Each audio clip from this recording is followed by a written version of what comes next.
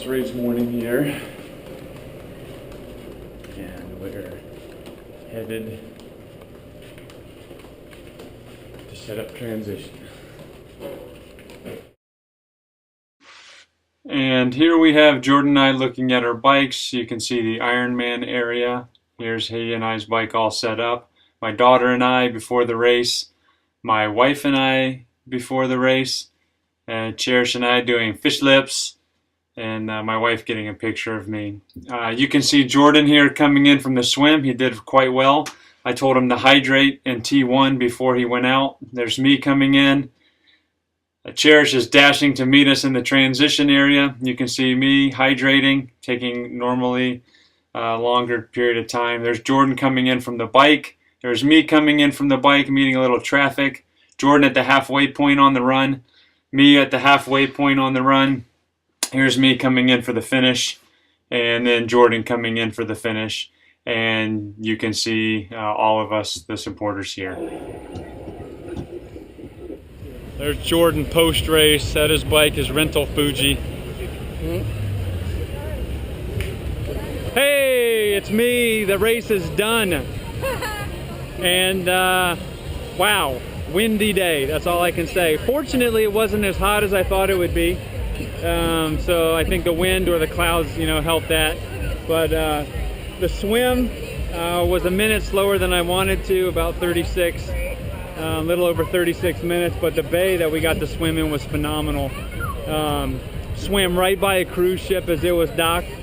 Swam right by I don't know what it was, some maritime ship, and the water was pretty clean. Not as clean as Lake Michigan, but it was nice. Came in the transition. Oh, yeah. As soon as the swim started, my Garmin fell off, so I had to shove it in my wetsuit, and so I didn't have that. And then when I went into T1, I had to put it in the back of my tri-suit. So the whole time I was biking, I had no idea how fast I was going.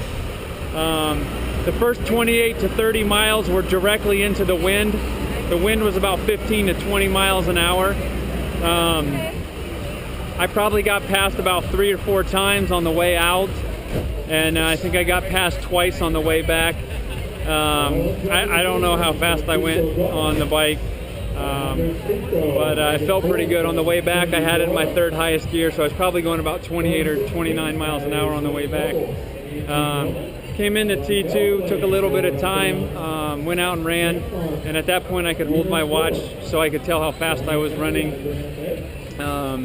And I just wanted to run easy, and it turned out I was running 740 miles, which was really good. That's about where I wanted to be, and it felt easy. So I ran at a fairly decent pace, and then the last 3 miles, or last 2 miles, I kicked it up under 7-minute miles. And according to Heather's stopwatch, which my watch was all goofed up because it kept hitting buttons in my back, I finished about 440. So that was my goal. Her official time says 4:39:51.9. So if that's the case, then I got under 440, which is actually what I wanted. Now, if that's good enough for qualifying for Vegas, I don't know yet. We'll see.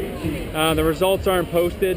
There are a lot of fast guys. Like I said, I got passed several times on the course. But I didn't feel dead like I did after. Racine, I hydrated. I think I went through about 130 ounces of fluid on the bike, and 5 gel packs, 7 gel packs. And then on the run I did 2 gel packs and probably about 30 ounces of liquid. But Jordan, gosh, he kicked butt. I didn't catch up to him until the run. He started an hour before me, and I caught him at mile 9. He finished under 6 hours. That's just phenomenal, especially for not training. That's a really good job. And for some reason we had to register him in the 18 to 24, but he's actually 17, so we're going to try to get his license and see if they'll move him into that age group. I don't know how that age group finished or what, but if not either way, under 6 hours, first time out, not training. That's pretty amazing. And so here's my support team here that were cheering us on. And they were there for each of the transitions, taking pictures and waving and cheering. And 2,500 people out here today. You can see the transition zone.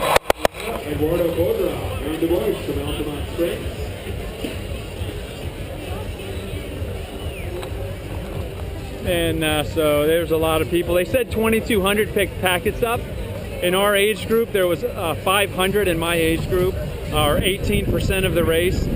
So about 9 will get automatic qualification. Trips to Las Vegas. I'm guessing I probably finished around 20th, so we'll see if it rolls down that far or not. But anyway, waiting for the results to be posted. Very happy, and the training program worked. And GHG, thank you Jesus for helping me out and giving me the strength and helping me through that. So it was very cool. From Miami, we'll see you in a second. Here are the female pro winners. Lorenzo Bazzone, the overall male winner, with his other pro winners.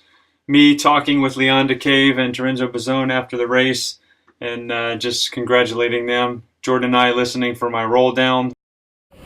All right, the roll down is done. According to the records all that I 50 have, spots have been taken, and I don't have a spot. Happens. That concludes the 40 spots available for Vegas next year. Congratulations to all of you. That was Tell everybody 2012. what a great time you had in Miami. Here's me packing up, disappointed, managing a smile anyway.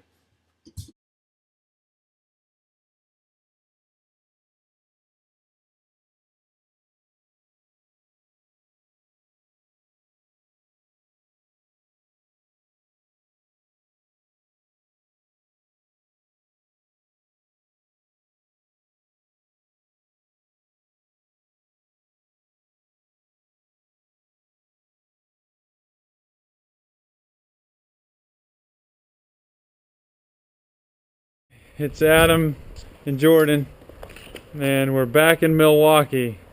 And now, in honor of Jordan's completion of the Ironman 70.3 Miami, I am awarding him this 70.3 magnet, for which he gets to place onto his vehicle.